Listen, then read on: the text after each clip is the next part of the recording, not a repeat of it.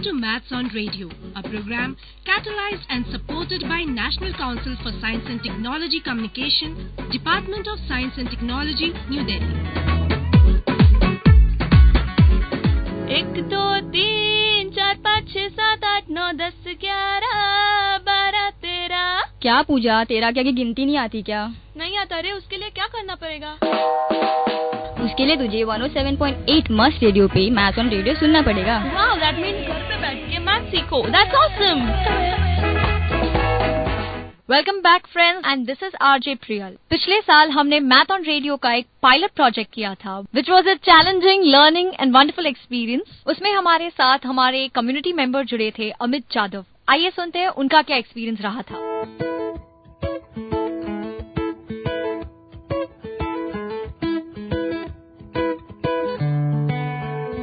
हाय, मेरा नाम अमित है और मैं यहाँ पे कदमवाड़ी में रहता हूँ। जब मेरा ग्रेजुएशन चल रहा था, यानी जब मैंने ग्रेजुएशन कंप्लीट किया था, तब मैं मैथ्स ऑन रेडियो से जुड़ा था। मैथ्स ऑन रेडियो का जो अनुभव था वो काफ़ी पेचीदा था, यानी कि बहुत ऐसे डर लगता था मैथ्स ऑन रेडियो नाम सुन के। जब भी हम स्टूडियो में आया करते थे तो सर अक्सर हमें बस यही पे काम जुटा देते थे कि मैथ्स ऑन रेडियो का काम करो, मैथ्स ऑन रेडियो के लिए स्क्रिप्ट रखो, ये वो इतना। हालांकि ये लाइन जो है मैंने असल में ऐसी बोलनी चाहिए थी कि हाँ भाई, मैं पहले बहुत परेशान था और फिर मुझे मैथ्स ऑन रेडियो मिला। हालांकि ये जो एडवर्टाइज जो जैसे करती है, लेकिन मुझे इतनी भी खुशी नहीं हो रही है कि मैं मैथ्स ऑन रेडियो के लिए अभी भी काम कर रहा हूँ। मैथ्स ऑन रेडियो का जो पहला पर्व था जिसमें हम सभी ने काम किया था, रेडियो से अभी भी डरता हूँ और तभी भी डरता था। असल में मैथ्स जो है या फिर गणित जो है, ये विषय ही मेरे को कभी पसंद नहीं था। जब स्कूल लाइफ में जब मैं ये फेस कर रहा था, जब मैथ्स यानी गणित फेस कर रहा था, तभी से मुझे कभी मैथ्स यानी गणित कभी पसंद आया ही नहीं। मैं हर टाइम बस ऐसे ही कुछ भी जुगाड़ करके कॉपी करके पास हुआ करता था और ये सिलसिला काफी 10वीं तक तो ऐसे ही चला। फिर मुझे बहुत पसंद था कि मैं साइंस में अपना एडमिशन लूं या फिर कॉमर्स में, लेकिन मुझे पता चला कि वहां पे भी मैथ्स है, तो इसके लिए मैंने आर्ट्स ज्वाइन किया। लेकिन मेरा बहुत बुरा नसीब निकला कि मैं जब रेडियो पहुंचा तो मुझे मैथ्स ऑन रेडियो से फिर से फेस करना पड़ा, फिर से वही काम करना पड़ा। मैं इससे भागने की बहुत कोशिश की, लेकिन खैर मैं नहीं भाग सका। हालांकि जब भी मैं मैथ्स ऑन रेडियो का नाम सुनता था तो पसीने छूट जाते थे। मैं शुक्रगुजार हूँ उनका जिन्होंने ऐसी खोज के निकाली, अगर वो न होते तो पता नहीं क्या होता। मैथ्स ऑन रेडियो के बारे में अगर और भी कुछ बातें कही जाए तो मैं ये कहूंगा कि मैथ्स ऑन रेडियो ये सुन के, मतलब स्क्रिप्टिंग, गाने, प्रोमोज, ये बार बार वही हैमरिंग होता रहा। जैसे कि कुछ भी करना है आपको, मैथ्स के लिए कुछ तो करना है, ये ढूंढना है, ये सोचना है, ये करना है, कुछ भी करो, आपको मैथ्स के बारे में ही लिखना है, मैथ्स के बारे में ही बोलना है। ये सोच कर और यही रिकॉर्ड कर यानी एडिट कर, कुछ भी करते वक्त मैथ्स ऑन रेडियो की ये बातें कुछ आपके जहन में इस कदर बैठ जाती है कि जैसी एक थ्योरी होती है कि किसी भी चीज की अगर आप ज्यादा करके हैमरिंग की जाए, यानी कि बार बार वही चीज अगर आपको रट के बताई जाए कि हाँ भाई ये करना है, या फिर आप में ये कमी है, वो कमी ना होने के बावजूद भी आपको ये लगने लगता है कि शायद में वो कमी मुझ में जरूर होगी। तो ऐसा ही कुछ मेरे बारे में भी हुआ। जब मैथ्स ऑन रेडियो के पहले पर्व में हम काम कर रहे थे, तब ऐसा लगा कि यार ये मैथ्स क्या है। फिर तंग आके पता नहीं ये कब पसंद आने लगा, कब इसमें हम सब लोग घुस गए और सभी लोग काम करने लगे। काम करते करते कुछ पता ही नहीं चला कि हाँ यार, ये जो पूरा 90 एपिसोड का जो हमने एक पर्व किया था मैथ्स ऑन रेडियो का, जिसमें हमने सभी तरह से हम घुल मिल गए थे और वो काम अक्सर में मैथ्स का था। इस पे सही में अभी यकीन नहीं आता कि हाँ यार, सही में हमने मैथ्स ऑन रेडियो के लिए काम किया था। लेकिन अभी दूसरी बार जब मैथ्स ऑन रेडियो का नाम निकला है या फिर दूसरा पर्व अभी जो फिर से शुरू हुआ है, जैसे ये दूसरा पर्व शुरू हुआ है तो ऐसा बिल्कुल नहीं लगता कि यार मैथ्स अभी बहुत बोरिंग है या फिर यार ये नहीं करना चाहिए मैथ्स, ऐसे अभी कुछ भी नहीं लगता। अभी तो ऐसा लगता है ठीक है यार, जब चल, अभी लास्ट टाइम तो अपन ने कर लिया था, लास्ट टाइम तो अपन ने सभी ने किया था, तो इस बार तो काफी कुछ ज्यादा कठिन नहीं होगा, एकदम आसान होगा, हम यूं ही कर लेंगे। तो बस इसी उम्मीद के साथ हम फिर से जुड़े हैं मैथ्स ऑन रेडियो के लिए। तो देखते हैं अभी आगे क्या होता है। Maths is 50% formula, 50% proof and 50% imagination. ओए तेरी इमेजिनेशन बंद कर यार, ऐसे मैथ सिखाएगी तो क्या इस देश का भला होगा। मस्त लाया है आपके लिए मजेदार और अनोखा तरीका आपको मैथ सिखाने का। Morning 9 AM, 1 PM and 7 PM daily only on 107.8 Must Radio. For more information, log on to radiomust@gmail.com. तो आप घर बैठे बैठे रेडियो सुनो और बन जाओ आइंस्टाइन। आप आइंस्टाइन बने ना बने, यहाँ मैथ ऑन रेडियो पे हमारा एम है कि आपका मैथमेटिक्स का डर दूर करे।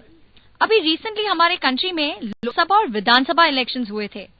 आइए जानते हैं हमारे मैथमेटिशियन डॉक्टर पाटकर से कि ये इन इलेक्शंस में मैथ कैसे इन्वॉल्व है।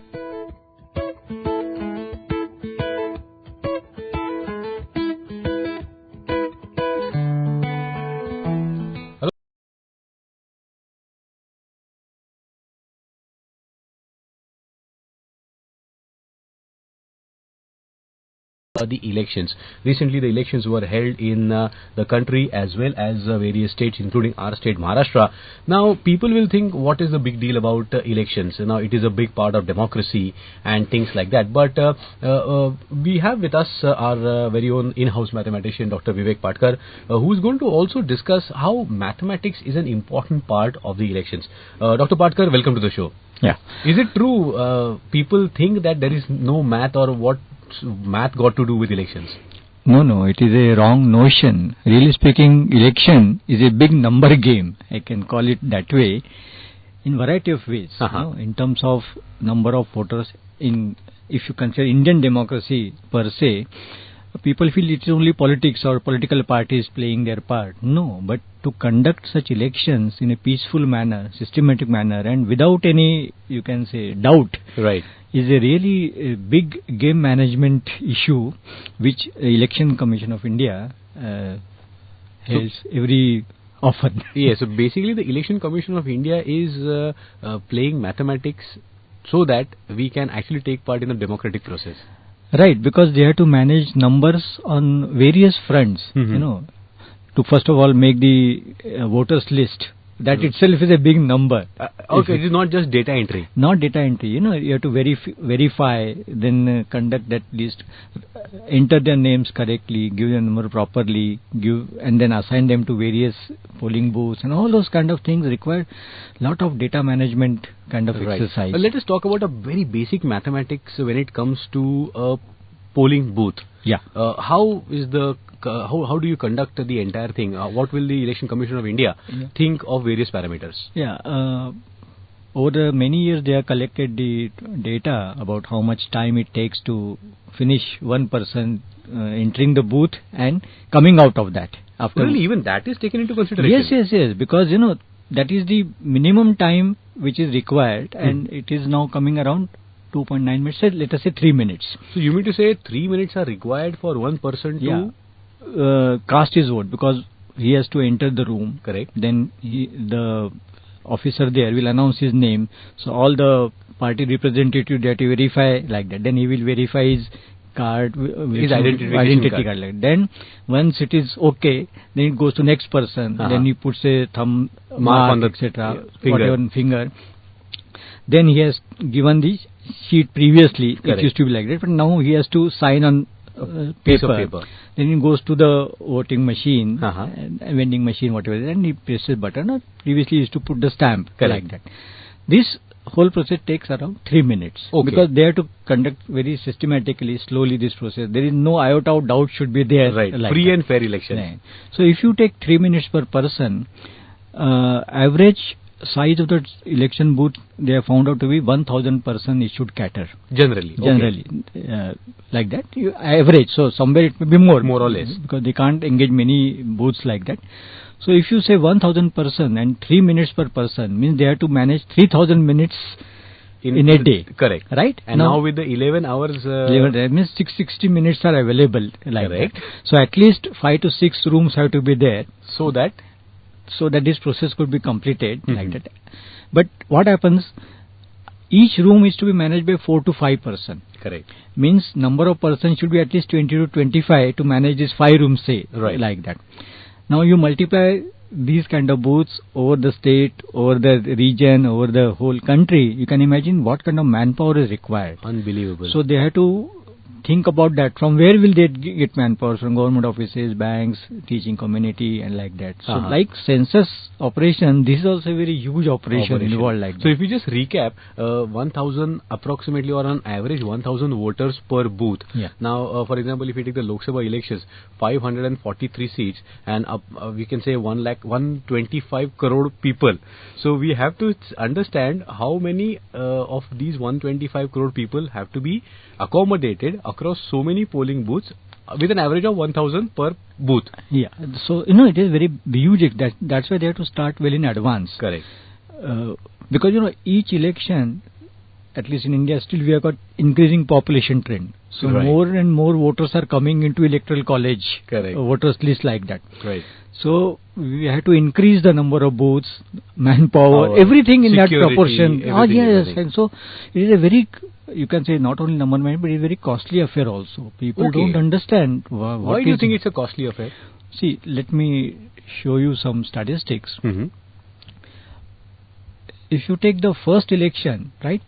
First Lok Sabha election 1952, the government, because these election commissions has to spend money from allotted by budget like that, that expenditure was 10 crore 45 lakh rupees. In the first Lok Sabha election? In the first election. And in recent 2014 election, the estimated is 1500 crore rupees. So the proportion of population has also gone up, the expenditure has also gone up like that. So even if you reduce it to constant price, it is a very huge amount. Exactly. This is the current prices, but even at constant price if you reduce, it is a very huge amount. So approximately 1,500 crore was the expenditure for the Election Commission of India this time to conduct the Lok Sabha election, 2014. Like that. So you can now count on state election, all those elections the government has to make recommendations. Correct. So the message is that election should not be held very frequently. Right. This is the official government of India spending the money. Now, if you add each party, each candidate expenditure, then you can black and white, whatever like that. So, the amount of money involved, and in a way, you look it from development point of view, it is unproductive. Right. It is just for governing machinery to be in place. We are spending so much of money, and then they have to deliver like that. That's why voters should think that they should vote clear for a stable government. Yeah, it's a stable government. So at least 5 years, let them do whatever good or bad they want to do like that. But we cannot afford this kind of huge expenditure. Now, also the population has also grown up. What is the mathematics in the number of contestants, for example? People are also very eager to contest, not just vote. It is a democracy. Everybody can stand with having minimum requirements like that. Again, I will refer to the same electoral statistics pocketbook by Election Commission of India. In the first election, 1951, I am talking about the Lok Sabha election again, there were only about 2,000 contestants. Okay. For the 543 seats 543 seats. So average was, it was slightly less number, that time. Because there was not states. Number of states, correct. Like that. So, but still, if you just say, apply same 543, average still could have been 4 or 5 like per that. Constituency. It reached the highest in 1996 election. Around that, it was 14,000. Oh, so 543 seats in 1996, 14,000 contestants were there. Yeah. So that almost makes it, approximately 300 per... it was very huge number. Very huge. Yeah, and then this recent Lok Sabha, it has come down to 8254. So 8254 contestants for 543 seats. So it is more than 10... at least 10 candidates per Lok Sabha seat, So, and this number has been steadily increasing. If you leave out that exception 40,000, this number has been around, means 10 average at least generally for each country, which is a good number considering the fact that the total number of population is there. No, and see, there are parties also, no? Correct. See, number of parties are also gone up, no? Okay. That is the another indicator like that. See, in the first election again, there were only 50 parties. Regional, national, all those are. All. There are separate categories and well defined. And now parties are more than 350. So, that is again... So, it has, the base has widened. That's in some number of political parties. Aspirations have gone up. Right. So, number of candidates also are increasing like that. So, the Election Commission has to keep a track of all these numbers. All these numbers, and accordingly, even if it is your ballot paper printing or now electronic machine, they have to redesign every time. It is not constant. Correct. Every time they have to reprogram it, and expenditure on that is to be specifically made. And right. So, and that's the reason why many a times we have multi-phased elections so that it can be taken care of easily. Or does it make it mathematically simpler? No, multi-phase election is not on account of these factors. It is more on account of security. Okay. Many times they have to move the security forces internal, because they cannot hire many armed forces like that. So that number of security personnel of all types has to be considered. Because they cannot recruit people like at the last moment. Otherwise they can recruit, but for security they have to have the forces available. Correct. So depending on the state's position, etc. So if it is to be held simultaneously in so many places, then they will spread very thin. So again, the state has to provide the number.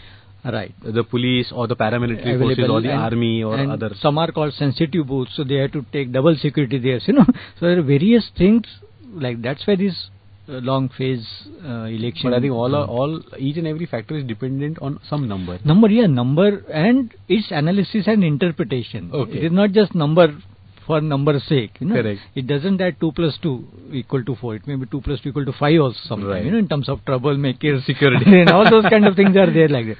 So, but they are basing their all processes on numbers. Okay. That is the whole, because it gives a finality. There is no subjectivity. Okay. So they can straightaway show that even there is a difference of 1 means he is the winner.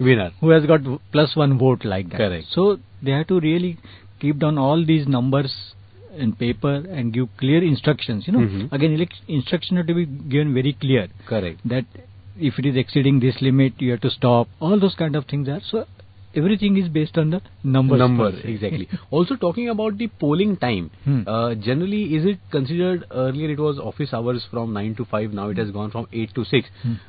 Does that also mathematically help to encourage more number of people to come? Yeah, that's why this time in Maharashtra it was from 7 a.m. to 6 p.m. 11 hours like that. Yeah, because again the past experience shows that some people are superstitious. In democracy we have to accommodate everybody.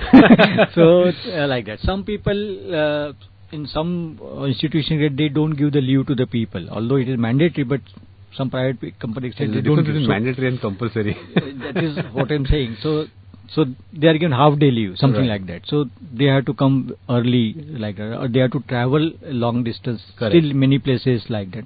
That's why number of hours as much as possible they try to give accommodate. But generally they don't want to go beyond sunset.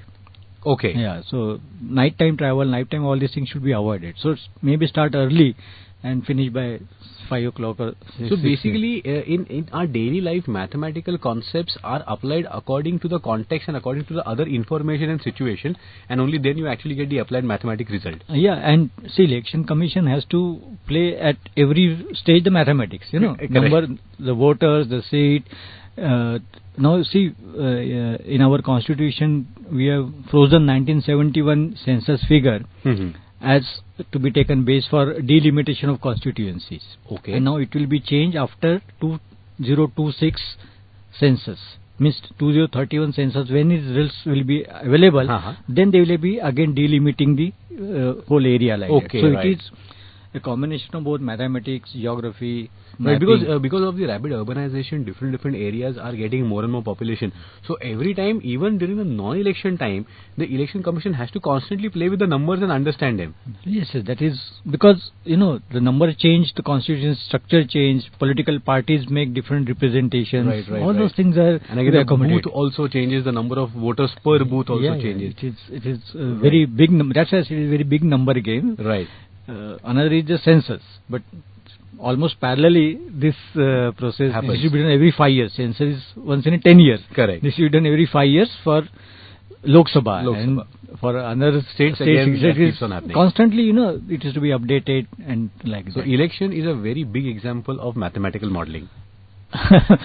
May not be very serious modeling, but real use of numbers, number crunching, and updating the numbers and accuracy.